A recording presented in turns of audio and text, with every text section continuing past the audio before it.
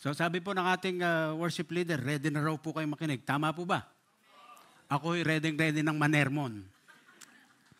Salamat sa pribileyo na tayo magkakasama muli mga kapatid.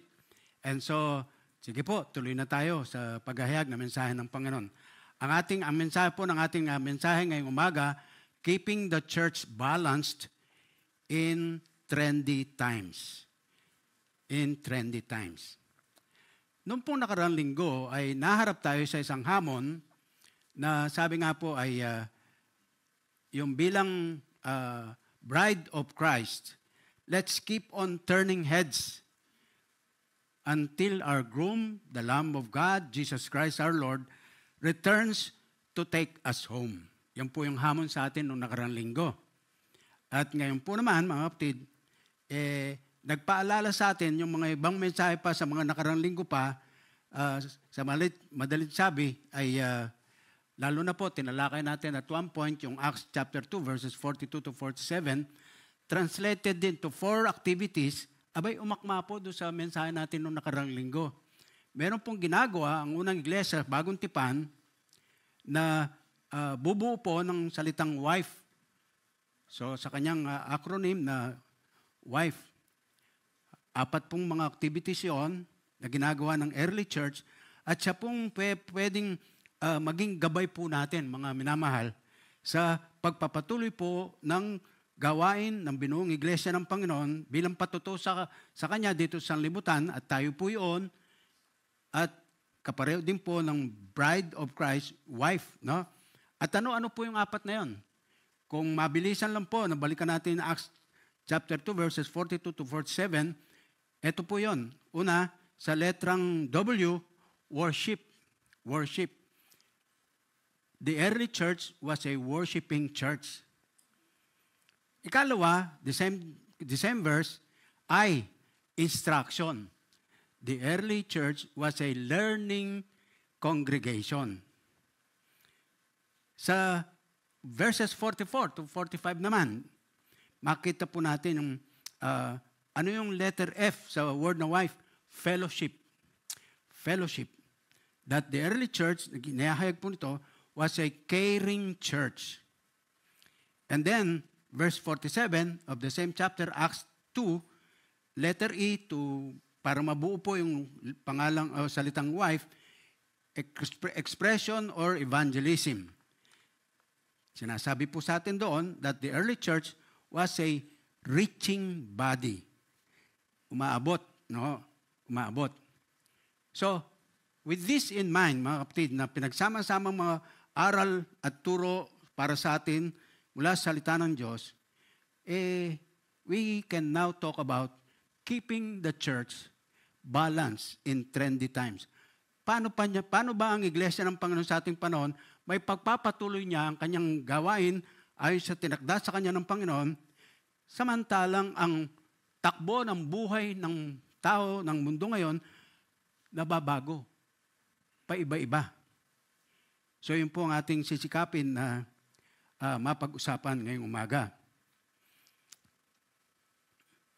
Kaya po, mga kapatid, sa likod ng katotohanan na ang bilis magbago ng estilo ng pamuhay natin ngayon, nagbabago, pabago-bago na takbo ng pamuhay, how can we keep the church balanced sa yung bang makakristyanong pamumuhay? Makipagbuno sa mga pabagong takbo ng panahon at pinapanatili na ikangay may paninindigan doon sa tinanggap na katotohanan, katulad sa mga sinulatan ni Apostol Pablo sa mga taga-Thessalonica, upang sa gayon patuloy po na tayo ikangay makapanindigan sa ating mga posisyon. Lalong baga, sinasabi po, we can wrestle with the times without faltering in our commitment. Nangyayari po ngayon, madalas mga kapatid, tanggapin man natin o hindi na katotohanan, nangyayari, yung bang dahil po sa takbo ng panahon na bago ngayon sa ating panahon, umaayon na lang tayo sa agos, ika nga. At nakakalimutan natin na pwede palang manindigan bilang Kristiyano sa pabago-bagong panahon. At maganda po, mga kapatid, magabayan tayo una sa lahat sa katotohanan ito. Ang Propeta Daniel ay naghayag po ng ganitong salita, bahagi ng chapter 2, verse 21 in particular. Dito po, magsimula tayo dito sa bagay na to. Sabi po niya, He changes times and seasons. He sets up kings and deposes them. He gives wisdom to the wise and knowledge to the discerning.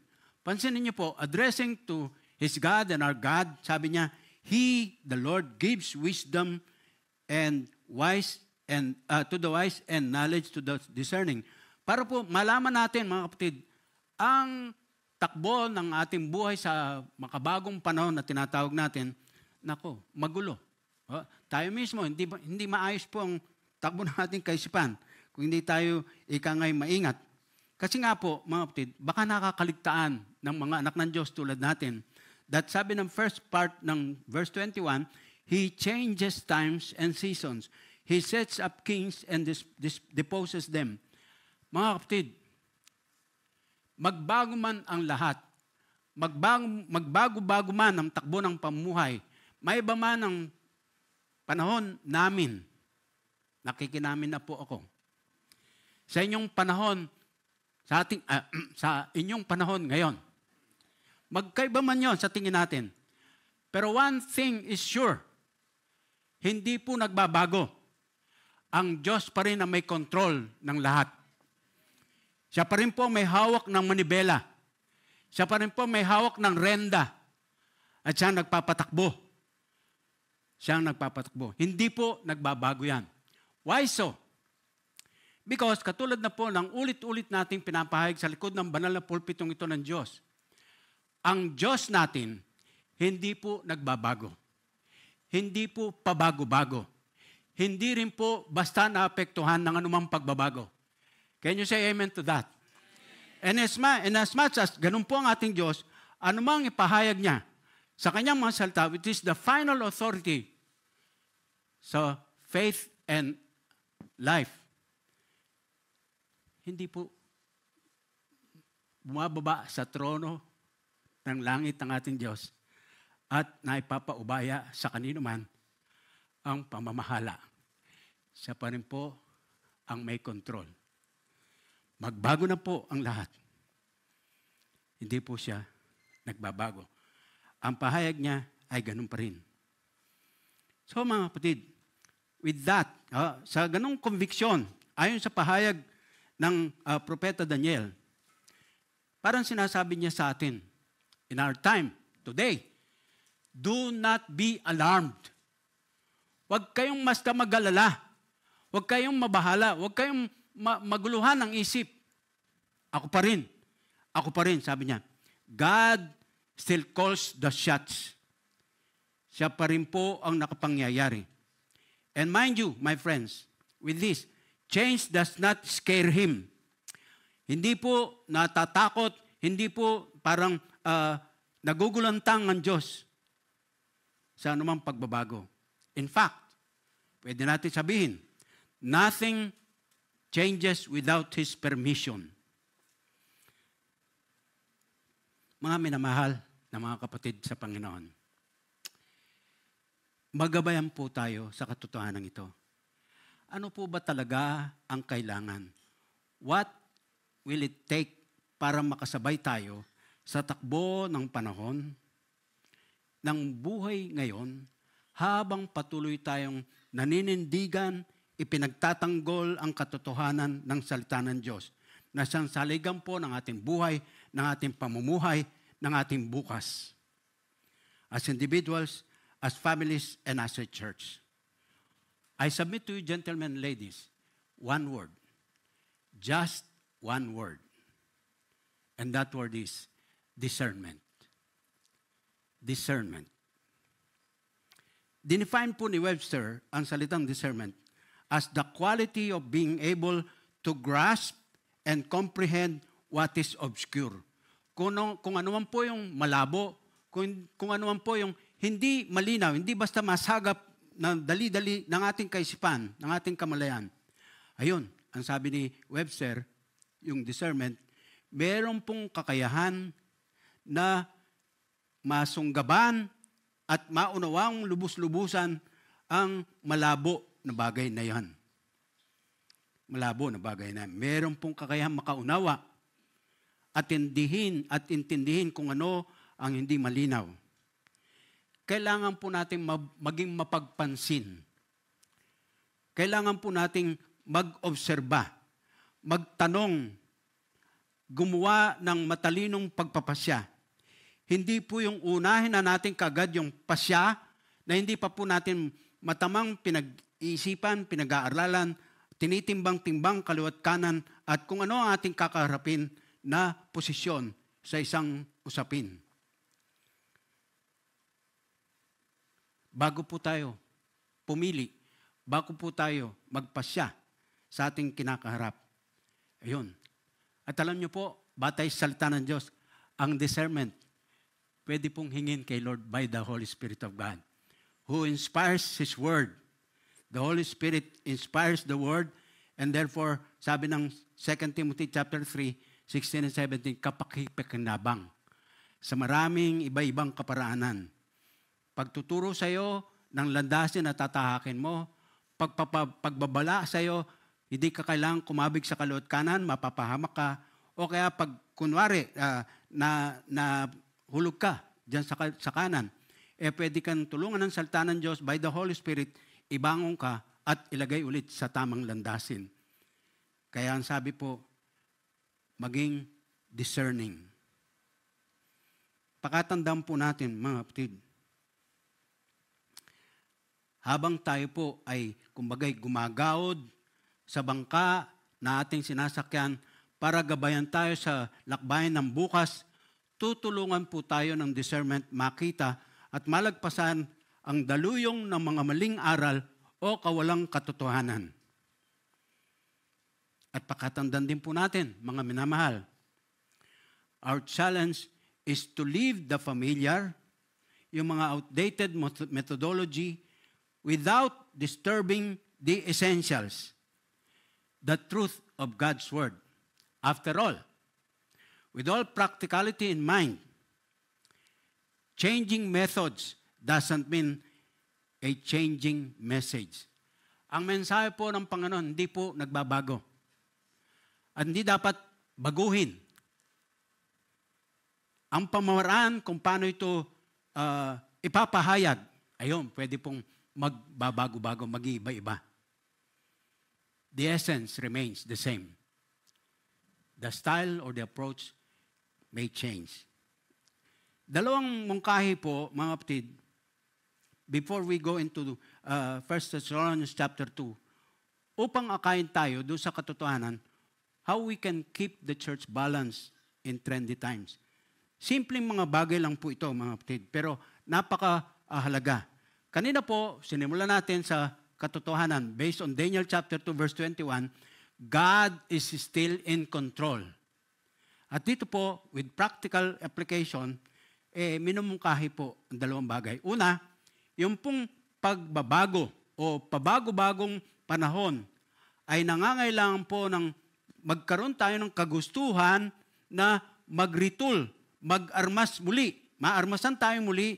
Hindi na po yung dating suot nating uniforme sa labanan, ika nga, at sa lipay bago na, at handa pong makipagbuno sa mga pagbabago ng takbo ng panahon kung kinakailangan.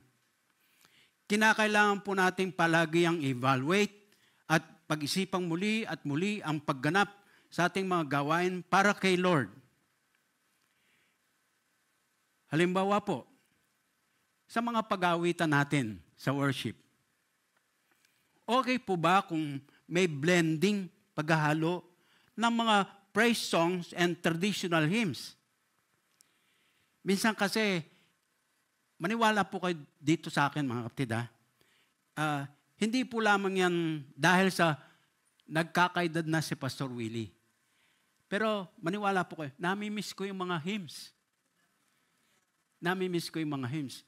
Maniwala po kayo, Sa pag-aaral po namin sa Bible School Seminary, meron po kami subject na tinuruan po kami ano-ano mga kwento sa likod ng mga hymns na ito na kinakanta sa panambahan. Napakayayamang katotohanan. Nangyari po sa mga buhay ng mga nagsulat nito, nagbuo para maging isang awitin sa pagsamba kay Lord, batay sa salita ng Diyos. Ang pundasyon po ng mga bawat hymnong inaawit ay salita ng Diyos. At nakikita po, naranasan sa mga personal na buhay ng mga sumusulat. At naging bahagi na po itong mahabang panahon ng kasaysayan ng Iglesia ng Panginoon na sinikap po sa panapanahon na dinaanan ay una, burahin sa mundo ang Biblia. Kung ano-ano mga panapanahon yaon, talagang tinarget po ang Bible na sunugin ito o kumbaga hulihin, ikulong ang mga may hawak ng mga Biblia. Pinahihirapan po. At panabay po ng kapahayagang yon sa kasaysayan, yung mga pagbubuo ng himno, batay sa salita ng Diyos, yun po nagpanatili na magpatuloy po ang kasaysayan ng Iglesia ng Diyos. Pwede kaya na bilang pagharap sa nagbabago, pabago-bagong takbo ng panahon, yung pong mga malalalim na katotohanan na binuo ng mga awitin salig sa katotohanan ay patuloy pa rin pong mamutawi sa ating mga labi. May tamis na pag-ibig ng Diyos. Ang pagbubuo po ng small group program na sinisikap nating kung nasisimulan na, unti-unti magpapatuloy at unti-unti magpaparami pa ng mga small groups natin. Dahil with all practicality mga kapatid, dito katulad nito mismo sa ating paghaharap na ito ngayon, narito po ang nagmemensahe, nariyan po kayo na nakikinig. Hopefully nakikinig. Tama po? Sino po ang nakikinig? Pakitaas po ang kamay.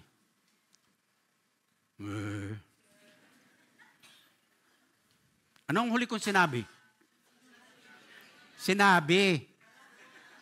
Sabi ko, anong huli kong sinabi? Di yung sinabi, pambira naman. Hindi kayo nakikinig eh. Joke lang. Pero mga kapatid, katotohanan lang po, one-way communication lang nga ito eh. Hindi po kayo, nakikinig nga po kayo, pero hindi po kayo kagad-agad nakapagpapahayag ng balik naman na reaksyon sa inyong narinig. Kumbaga, parang uwi po kayo, meron kayong iniuwi na kwento na minsan kasi mas marami pang natandaan sa mga kwento ni pastor, hindi doon sa mensahe talaga. Meron mga pastor naman na kwento lang ng kwento. Kaya nagkakasala din po mga pastor na kwento ng kwento, wala namang kwenta. Nako, magbago na tayo. So yan po mga kapatid. Dito, one way. Whereas in small grouping, mga kapatid, ang isang advantage po nito, kumpara sa ngayon, nagkakaroon ng interaction. Nagkakaroon po ng mga palitan, ng mga ideya, batay, salig dun sa pinag-aaralan na salita ng Diyos. Ang sentro po, yung salita ng Diyos. Hindi po si pastor na nagkukwento-kwento lang. Gets nyo po? Narinig po niyo? Konti na lang akin narinig po. Yung pong pagnanasa natin para po mapasigla at mabuo ang kabataan natin na magsimula po sa pagbubuo ng panambahan ilang magkakasama. Isang pang-akit sa ating mga kabataan, una, para makakilala lubos kay Kristo ng Panginoon tagapagligtas, maimbitahan po, pangalawa, yung mga kaibigan nila, katropa nila sa labas, at magkasama-sama po in worship to our God. Tandaan po natin, gusto kong paniwalaan, ang isang bagay na tinutuunan ng atensyon ng dyablo sa ating panahon, yung mga kabataan. Dahil matalino po yan. Tuso po yung dyablo. Alam niya na hindi pa ganong kalubos ang maturity ng isang nagbibinata, nagdadalaga. Pagkatapos po ay anumang ialok sa kanya, feeling ng binata o dalaga, masarap sa kanyang feeling, enjoy siya, kagat. At pagka nakuha po niya yun, heto ka. Isang kasakitan ng loob ng pastor, sa mahabang panahon, ang kabataang ito ay nagsimula sa church. Nung mag-aaral na siya, unti-unti nang nalayo sa church. Nakagraduate naman po. Pero pagkatapos ng graduation, abay nawala sa kanila. Naglayas. Babae po ito. Dahil nabuntis ng kanyang boyfriend. Ang masaklap, hindi pa po nagpakasal. Ano ang ating gagawin?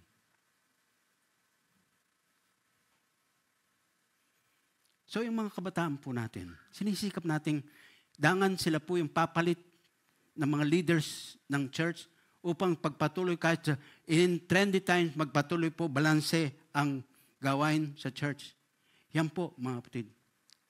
And ano pong audio-visual tools ang kailangan natin para magamit to enhance the way we teach the scriptures and equip our people sharing the gospel and others para mawin natin kay Lord. Ito pa. Ay kalawang mungkahi po.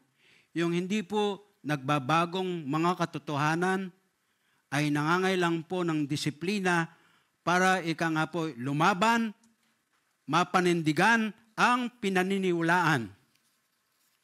Diyan, medyo mahina pa rin po tayo diyan. Dahil sa naagaw ang ating atensyon ng pabago-bagong takbo ng mundo.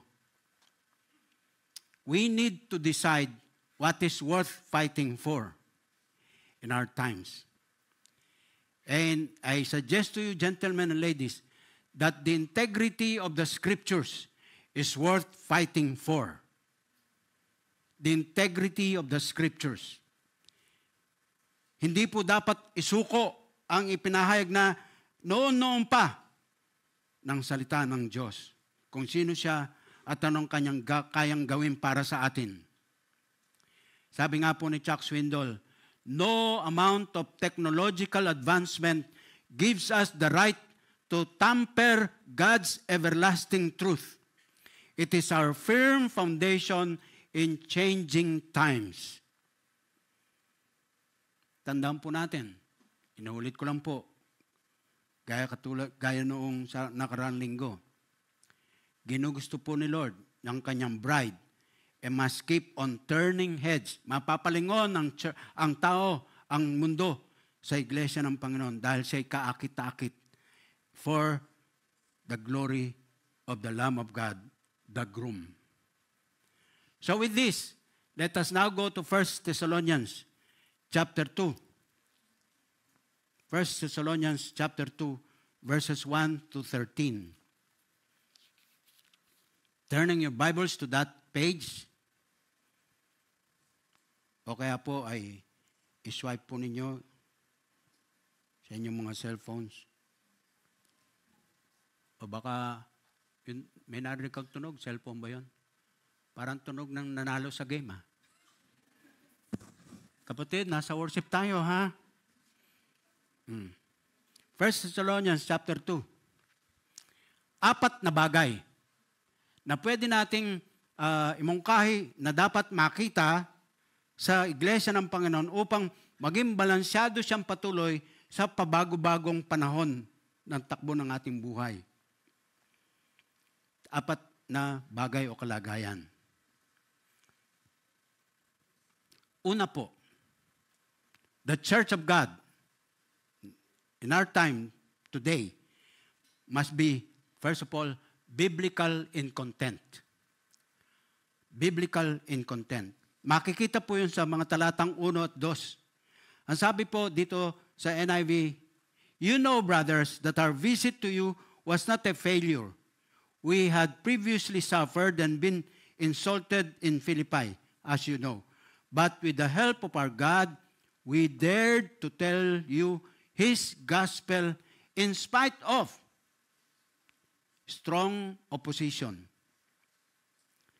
Tingnan niyo po, patuloy na ipinahayag po ni na Apostol Pablo, siya at ang kanyang mga kasamahan, mula doon sa mga bayan-bayan na kanilang nilakbay, at daladala po ang mensahe, ang gospel, the good news of salvation.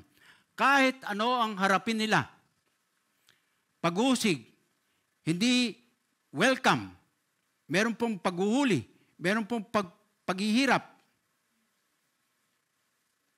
just the same, tuloy pa rin po sila. Ang sabi ni Pablo, doon sa Filipos, bago kami nakarating sa inyo dito, nung aming pasukin ang Thessalonica, sa Filipos, nagdanas kami ng ganyan. Sabi niya, we had previously suffered and been insulted in Philippi. Alam niyo yun, sabi niya sa kanila. Pero sabi niya, but with the help of our God, we dared to tell you His gospel in spite of strong opposition. At kung susuriin po natin, papansinin natin, doon sa 13 mga talata na sinasakop ng ating teksto ngayong umaga, ilang beses po binanggit yung gospel of God. Verse 2, sinabi na yun, o verse 3.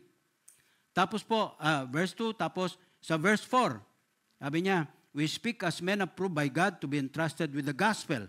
Pagdating po dito sa verse 8, sabi po, we loved you so much that we were delighted to share with you not only the gospel of God, but our lives as well. Sa verse 9, bandang huli, ang sabi po, in order not to be a burden to anyone while we preach the gospel of God to you.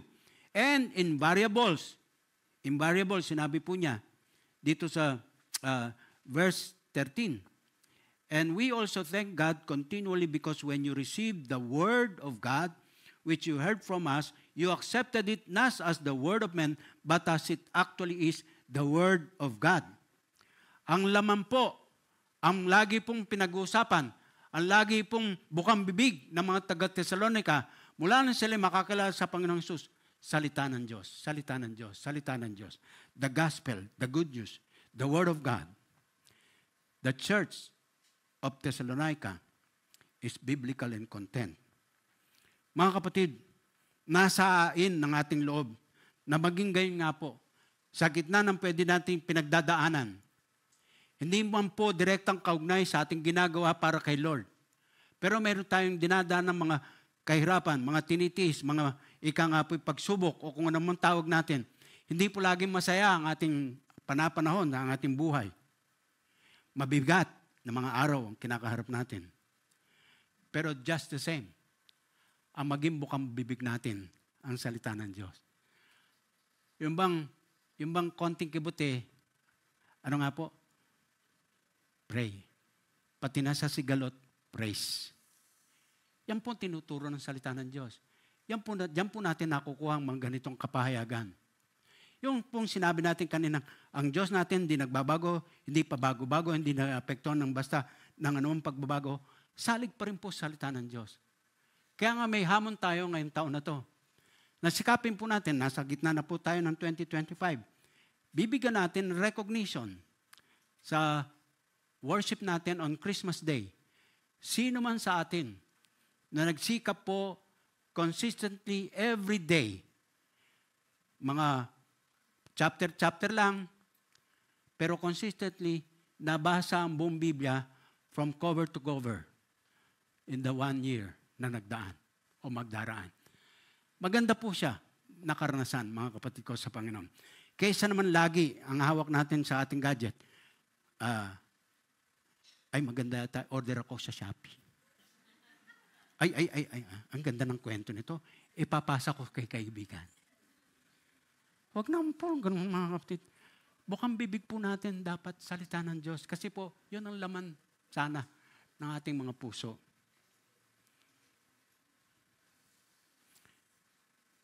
The church in Thessalonica is biblical in content.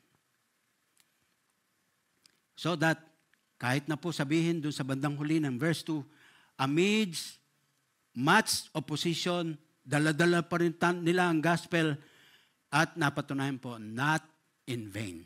Nagbunga po as far as the Thessalonian Christians were concerned. Balikan po lang natin ang 2-3 talata sa chapter 1. The last verses doon sa chapter 1. Ang ganda po nito, mga kapatid. Ang sabi niya, mula sa verse 8 na, 7, so you became a model to all believers in Macedonia and Achaia. The Lord's message rang out from you not only in Macedonia and Achaia. Pansin niyo po, the Lord's message, the word of God, the gospel.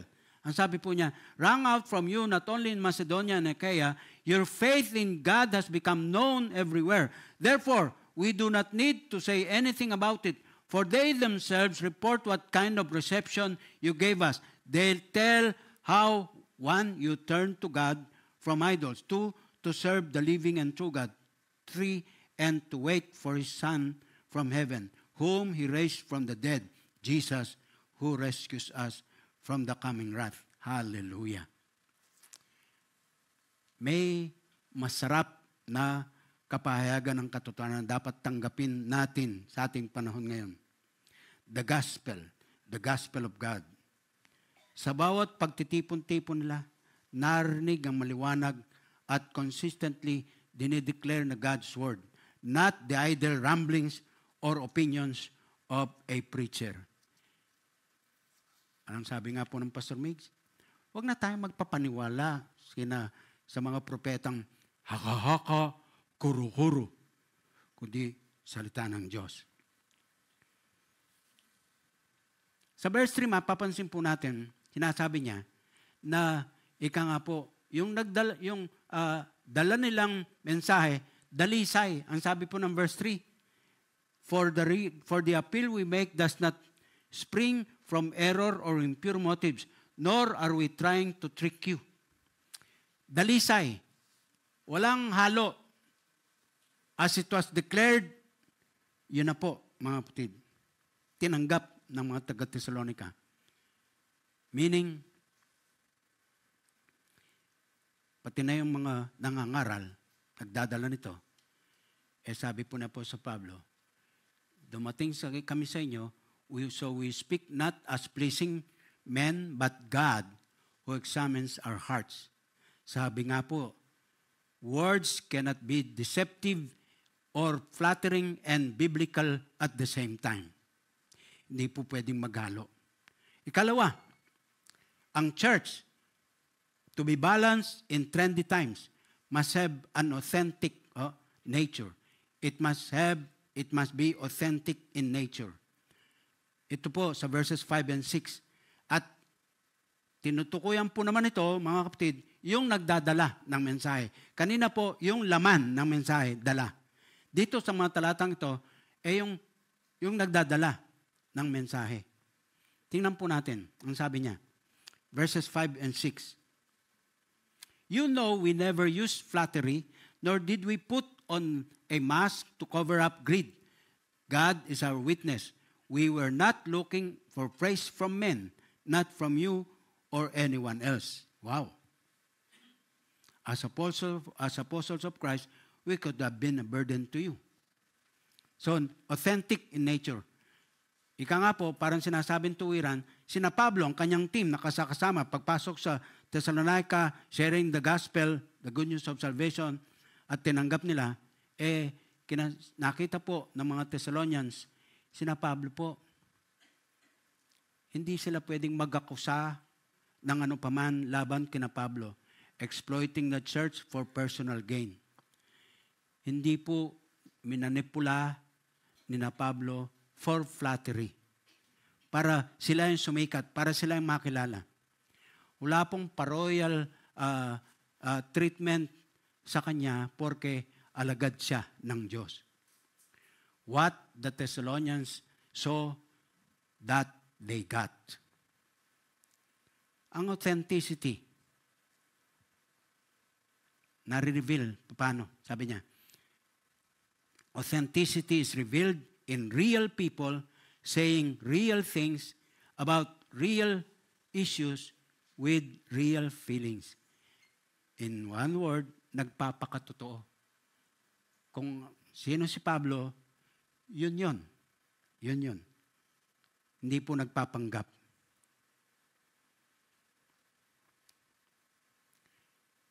At sabi nga po, yung pagiging authentic, yung nagpapakatotoo ka, nakakahawa pala yun. Meron ka palang mahahawa. May nag-obserba sa takbo ng buhay mo na sabi niya, aba itong mamang ito kahanga-hanga. Matulad nga ako sa kanya, sabi niya.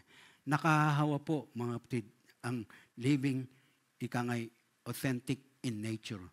Maakit ang mga taong pagod na, sawa na sa mga pagbabalat kayo, sa mga mapagkunwari. No hidden agenda, ika nga. No pious facade. Laglagan ang ang mga maskara at nabubuhay tayo bilang totoong tayo, telling the truth to ourselves and to others. Ika nga po yung real Christian living ang nakikita. Ikatlo, para po mapanatiling ika nga balanse ang iglesia sa pabago-bagong takbo ng buhay. Gracious in attitude. Gracious in attitude. Sa pagkaunawa ko po sa mga verses na to, sumasakop mula sa verse 7 hanggang verse 11, sa pagkaunawa ko po sa pag-aaral ng mga talatang to, sinimplihan ko lang po ang pwedeng pagsasatagalog. Ito po ay simpleng mabait, simpleng makatotohanan, mahusay, makisama. Gracious in attitude. Verses 7 to 11, basahin po natin. But we were gentle among you, like a mother caring for her little children. We loved you so much that we were delighted to share with you not only the gospel of God, but our lives as well, because you had become so dear to us. Surely, you remember, brothers, our toil and hardship. We worked night and day in order not to be a burden to anyone. But while we preach the gospel of God to you, you are witnesses, and so is God, of how holy, righteous, and blameless we were among you who believed. For you know that we deal with each of you as a father deals with his own children, encouraging, comforting, and urging you to live lives worthy of God who calls you into His kingdom and glory. Pansin niyo po, yung paragraph na yun, verse 7, binuksan po niya, sabi niya, as a caring mother. Tinapos po niya sa verse 11, sa anyo naman ng pagiging isang ama. At ang nilalaman po, pinapahayag ng gampanin ng isang ama, yung leadership. So, tenderness of a mother, leadership of a father, kainan po, makita natin. Kina Pablo, pagpasok po nila sa Thessalonica, sharing the gospel, tinanggap ng mga Thessalonians, at nabuo pong church. Ito ang nakikita ng klase ng pamumuhay, meron sila. Sa gitna man po ng mga pagbabago-bago ng panahon. It must be the same with us, gentlemen and ladies. Kailangan po ng pagkalinga. Kailangan po ng pangalaga. Kailangan po ng pag-equip. Kailangan pong masanay na hindi na po gatas ang pinainom dahil paslit pa, kundi unti-unti na pong tumitibay ang mga tuhod, nakatatayo na tayo sa ating mga sariling paa at nakakaya na nating harapin ang mga naiba ng mga responsibilidad sa takbuhin ng gawain ng Panginoon sa church. And therefore, sabi niya, gracious in attitude. Huwag po naman nating isipin o akalain na si Pablo pa, patakbuhin, pipitsuging klase. Hindi po. Wala pong atrasan niya kung sa labanan ng pag-uusapan. He is a warrior of the gospel. Ang sabi niya sa Romans 1:16, I am not ashamed of the gospel because it is the power of God unto salvation. both to the Jews and to the Greeks. At matapang po niyang pinanindigan ng katotohanan na yon, na sinabi niya, kung hindi ko pa nabibigyan pansin ang aking kababayan mismo, ang lahing Israelita, sabi niya, itinuturing kong utang ito, dapat kong bayaran. So pati na po doon sa mahirap na makomberte na mismong bayang Israel hanggang ngayon, ang isa daw pong lahi na mahirap makomberte sa Kristyanismo, Israel mismo. Pero pinaglaban po na po sa Pablo yun. So, pagkahamunin siya tungkol sa defense of the gospel, sulong yan, laban yan. Pero balansado nga po eh. Malumanay naman sa pangalaga ng kanyang mga tupa. Katulad sa Thessalonian Christians. And then, panghuli po, ika-4, ang church sa Thessalonica, kinakitaan po para balansado sa pagharap sa babago-bagong panahon, relevant in approach. Relevant in approach. Verse 13, and we also thank God continually because when you received the word of God, which you heard from us, you accepted it not as the word of men, but as it actually is, the word of God, which is at work in you who believe. Mga kapatid, punto. Nung ipahayag po ang good news, tinanggap po ng mga taga-Thessalonica, nabuo po ang grupo ng mga manampalataya doon.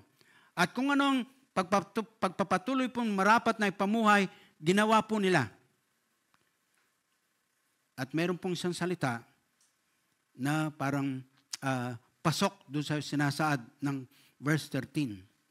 Sabi niya, we also thank God continually because when you received, past tense, the word of God, which you heard from us, you accepted it not as the word of God of men, but as actually is the word of God which is at work in you who believe.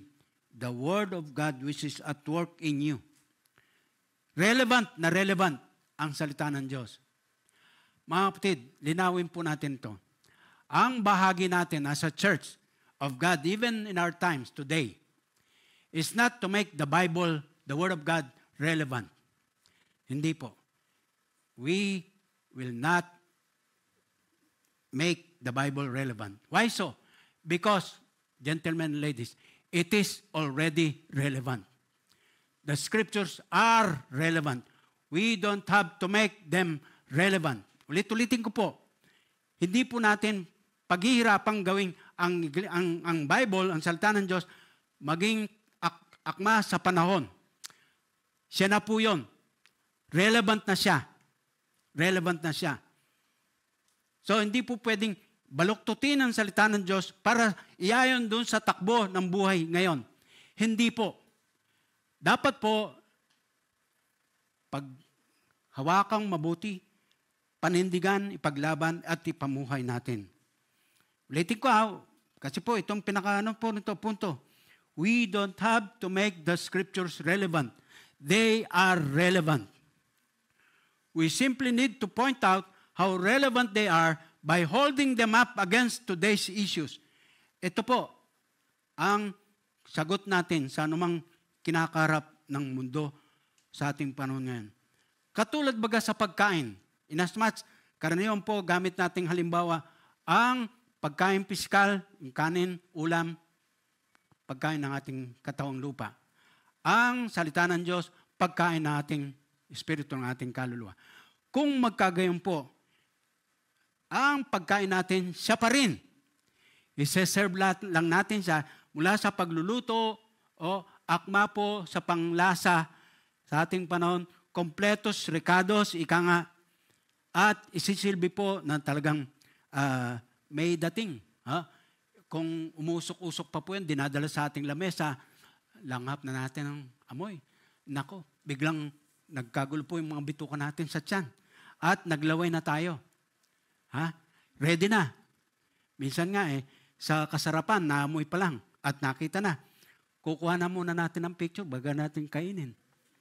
Papasa natin, nandito kami, sarap ng aming pagkain. Ganun sana ang salita ng Diyos sa atin sa modernong panahon. Hindi po yung laging puro pangat. Pangatlong painit. Yung tira-tira nung nakaraan, nung gabi, nung kahapon, etc. Huwag naman pong ganon. Hindi na po pangat lagi. Sariwa lagi. Masarap lagi ang dating. At gano'n na nga po ang salita ng Diyos, mga kapatid. Depende lang sa pagsisilbi natin, pagdudulot nito sa ating kapanahonan. Dagdag po papurian, mga minamahal. Let us recognize the relevance of the Scripture when we stop dividing the sacred from the secular. When we stop dividing the sacred from the secular. Sa mata ng ating Panginoong Sus, nung nandito po siya sa lupa, nangangaral, nagmiministeryo sa lupa, hindi po siya nakakita ng pader na naghahati between the sacred and the secular. Tayo pa kaya? Wala po yung paglinggo lang. Kay Lord ito. Lunes hanggang Sabado, akin to. Hindi po ganun. Gaya na, inulit-ulit po kanina. Bawat segundo, bawat minuto, bawat oras. Ikaw at si Lord ang magkasama. Kristiyano ka dito sa simbahan, Kristiyano ka rin sa komunidad. Kristiyano ka rin sa bahay mo. Kristiyano ka rin sa trabaho mo. Kristiyano ka rin sa eskwelahan mo. Anywhere. At any time. Walang sacred. Secular. Magkasama po yan. At as far as the Word of God is concerned, mga kapatid ko sa Panginoon, pansinin po niyong mabuti ito. Nanggigigil yung kalooban ko dito. Mga kapatid, yung salita ng Diyos, pareho pong makapangyarihan pagka nagsosolo ka lang na binubula at tinaaral ito. Makapangyarihan po pareho kapag ka in lunchtime break sa office mo, nag-aaral kayo sa grupo. Pagka coffee break, merong Bible study. Pareho pong makapangyarihan sa paghahig sa likod ng pulpito kapag kalinggo. Wala pong pinagkaiba yan. So pagsasabihin nyo, linggo lang ako available, ibabalik ko po sa inyo yan, mga kapatid ko sa Panginoon, patawarin nyo ako. Kung si Lord, linggo lang available sa iyo,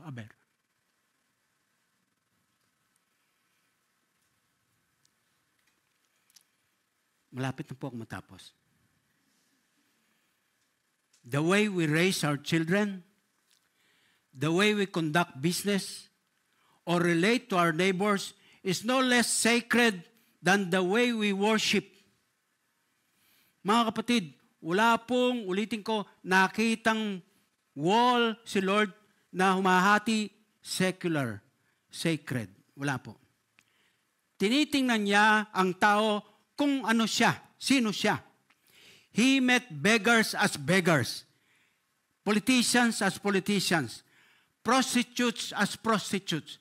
Kung saan sila, kung ano sila, kinatagpo sila ng Panginoon Diyos doon. Kaya nga, kung sa kanilang panahon, hinintay-hintay niya, pumasok sa templo o sa sinagoga ng kanilang panahon para makipagpanambahan. Marami po sa kanila, hindi po makararanas ng kanyang healing touch. And so, practicality dictates, hindi po natin hihintayin ng tao pumasok sa lugar natin ito. Tayo po ang kasawsaw nila sa kanilang komunidad. Tayo po ang ilaw ng Panginoon doon sa ating kinalalagyan. And so, in closing, sa tema nating pinag-uusapan, keeping the church balanced in trendy times, biblical in content, authentic in nature, gracious in attitude, relevant in approach. Ano po ang pwedeng asahan natin kapag pinractice natin ang apat na bagay na ito? Una po, what can we expect from our God Himself? He will honor our efforts regardless of our weaknesses. From ourselves, we will model Christ-likeness with first century zeal, katulad ng babasa natin sa kasulatan, and 21st century style. Sana po nagets natin yun.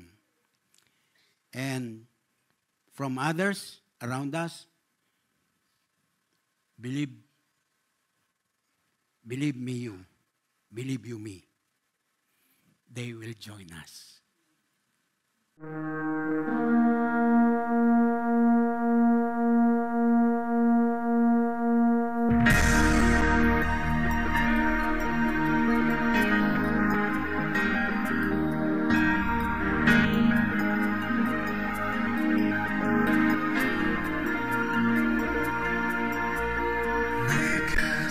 Your showcase an attraction for you, that others may see who you